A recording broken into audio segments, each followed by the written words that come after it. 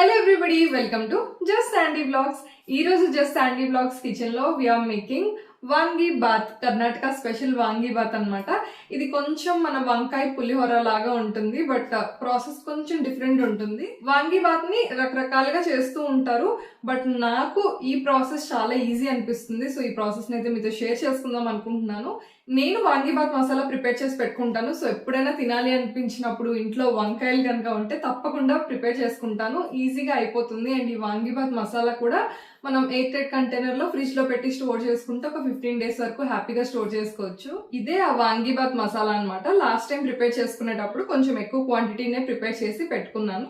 So ఇప్పుడు ఇది ఎలా ప్రిపేర్ చేసుకోవాలో చూపిస్తాను. ఒక్కసారి కనుక వాంగి బాత్ మసాలా ప్రిపేర్ అయిపోతే రిమైనింగ్ ప్రాసెస్ అంతా కూడా ఈజీనే. వాంగీబాత్ మసాలా కోసం కడాయి వేడెక్కాక జీలకర్ర, ధనియాలు, శనగపప్పు, మినప్పప్పు ఈక్వల్ క్వాంటిటీస్ లో తీసుకోవాలి. నేను 1.5 టేబుల్ స్పూన్ తీసుకుంటున్నాను. ఒక 4 ఎండుమిర్చిలు యాడ్ చేసుకున్నాను స్పైస్ లెవెల్ కోసం. సో మనం వాంగీబాత్ లో ఇంకా ఎక్స్ట్రా చిల్లీస్ ఏమి యాడ్ చేయమన్నమాట. సో ఇక్కడే మనం రెడ్ చిల్లీస్ తోనే మనకి స్పైస్ లెవెల్ వస్తుంది. సో ఒక 5 వరకు యాడ్ చేసుకున్నాను. ఇవన్నీ డ్రై రోస్ట్ అయ్యాక లాస్ట్ లో 3 టేబుల్ స్పూన్స్ ఆఫ్ నువ్వులు యాడ్ చేసుకుంటున్నాను. అలానే ఒక 2 ఇంచుల వరకు చింతపండు అన్నమాట. ఇవన్నీ ఒక్కసారి రోస్ట్ చేసుకొని చల్లారాక గ్రైండ్ చేసుకోవాలి. మెత్తగా ఇట్లా పౌడర్ చేసుకోవచ్చు. అండ్ ఇది మనం ఎయిర్ టైట్ కంటైనర్ లో స్టోర్ చేసుకోవచ్చు ఫ్రిడ్జ్ లో. వాంగి బాత్ కోసం అయితే ఫస్ట్ రైస్ కుక్ చేసుకుని చల్లారి పెట్టుకోవాలి. లైక్ మనం పులిహోరకి ఎలా అయితే రైస్ ప్రిపేర్ చేసి చల్లారి పెట్టుకుంటామో అలానే రైస్ అయితే రెడీ అయిపోయింది. దీన్ని ఇప్పుడు ఒక ప్లేట్ లోకి షిఫ్ట్ చేసుకొని ఫ్యాన్ కింద పెట్టేసుకుందాం.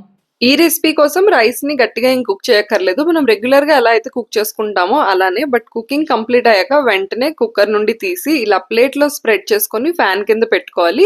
ఇలా చేయడం వల్ల మెతుకు అంటుకోకుండా వస్తుంది. పర్ఫెక్ట్ గా రైస్ కుదురుతుంది. ఫ్రైడ్ రైస్ కైనా సరే ఇలానే చేసుకోండి. వేడి అన్నంతో చేసుకుంటే అస్సలు బారాదు. చల్లారి పెట్టుకున్నాం కదా, నెక్స్ట్ వంకాయలు కట్ చేసేసుకుందాం.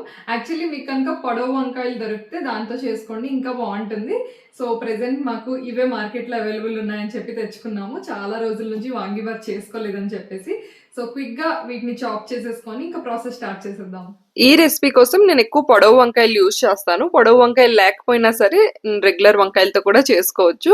ఉప్పు నీళ్ళలో మాత్రం వేసుకోవాలి కట్ చేసిన వెంటనే. నేను ఆల్రెడీ సాస్ పాన్ లో వాటర్ అండ్ సాల్ట్ యాడ్ చేసి పెట్టాను అనమాట. సో కట్ చేసి అందులో వేసుకుంటున్నాను. ఇది నేను రెగ్యులర్ గా ఇంట్లో చేసుకునే పద్ధతి. అండ్ వాంగిబాత్ మసాలాలో చాలా మంది ఎండు కొబ్బరి, మిరియాలు లాంటివి కూడా వేస్తారు. నేనైతే యాడ్ చేయట్లేదు.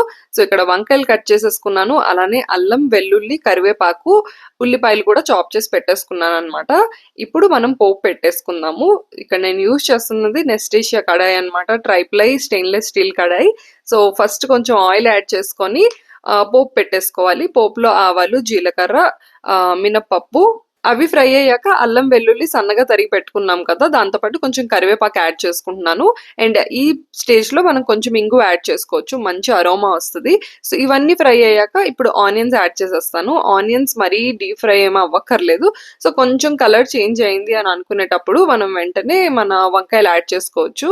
సో వంకాయలు యాడ్ చేసుకునే ముందు we have to make sure అల్లం, వెల్లుల్లి పచ్చివాసన పోయిందా లేదా అనేసి, లేకపోతే రైస్ మొత్తం ఆ అల్లం, వెల్లుల్లి స్మెల్లే వస్తూ ఉంటుంది.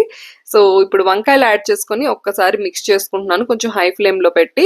సో వంకాయలకు ఉన్న పచ్చి వాసన పోయేంత వరకు కొద్దిగా అట్లా ఫ్రై చేసుకోవాలి. తర్వాత మనం ఉప్పు అండ్ పసుపు యాడ్ చేసుకోవచ్చు. సో వంకాయలు కొంచెం మంచిగా ఫ్రై అయ్యాయి అనిపిస్తుంది నాకు. వాంగీబాత్ ఇంకొంచెం ఫ్లేవర్ గా రావాలి అని అంటే పోపులోనే బిర్యానీ దినుసులు వేసుకోవచ్చు. బట్ నాకు నచ్చదు, పంటి కిందకి తగులుతూ ఉంటుంది. సో నేనైతే ఇక్కడ కొంచెం పసుపు, ఉప్పు యాడ్ చేసుకుంటున్నాను వంకాయలకి. ఒక్కసారి మిక్స్ చేసుకొని మనం మూత పెట్టి కాసేపు లైక్ ఒక 3 to 5 minutes ఉడికించుకుంటే మన వంకాయలు అనేవి సాఫ్ట్ అయిపోతాయి అనమాట. మరీ మ్యాషీగా కాకుండా ఇట్లా వంకాయ తగులుతున్నట్టు కొంచెం ఉండేటట్టు చూసుకోవాలి. సో మరీ హార్డ్ గా ఉండకూడదు, మరీ సాఫ్ట్ గా ఉండకూడదు. సో కరెక్ట్ స్టేజ్ లోకి వచ్చాక వంకాయల్లోని మనం రైస్ యాడ్ చేసేసుకోవాలి. సో చక్కగా మనకి ఎంత రైస్ కావాలో అంత క్వాంటిటీ మనం యాడ్ చేసుకోవచ్చు. రెగ్యులర్ పులిహోర కంటే కూడా మేము ఇదే ప్రిఫర్ చేస్తూ ఉంటాము. ఎందుకంటే ఇందులో ఏదో ఒక వెజిటేబుల్ ఉంటుంది కాబట్టి. మా వారికి వెజిటేబుల్ లేకుండా ఏదైనా రెసిపీ ఇస్తే తింటారు కానీ పెద్దగా ఇష్టపడరు అనమాట. సో ఒక వెజిటేబుల్ యాడ్ చేసుకున్నాం కాబట్టి ఇది ఇంకొంచెం healthy. So salt and vangibath masala ఏదైతే ప్రిపేర్ చేసుకున్నామో అది 2 వేసుకోవాలి రైస్కి తగ్గట్టు. నేను యాక్చువల్లీ ఇది 3 పర్సన్స్కి సరిపడా చేస్తున్నాను అనమాట.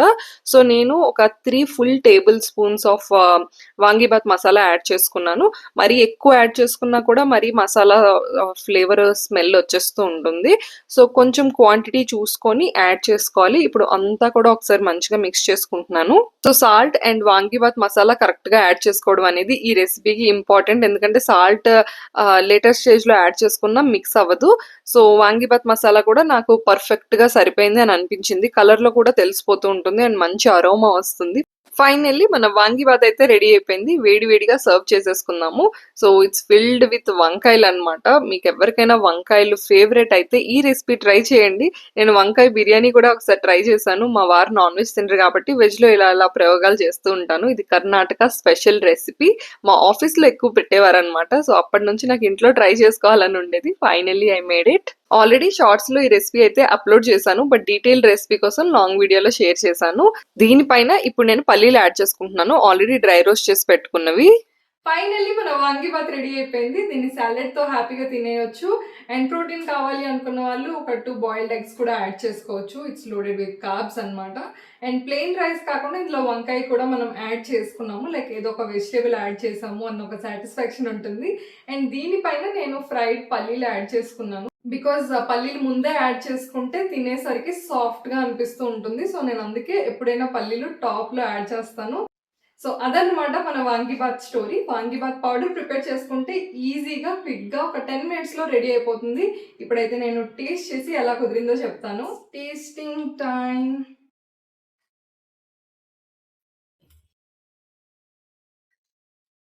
సో గుడ్, చాలా చాలా బాగుంది.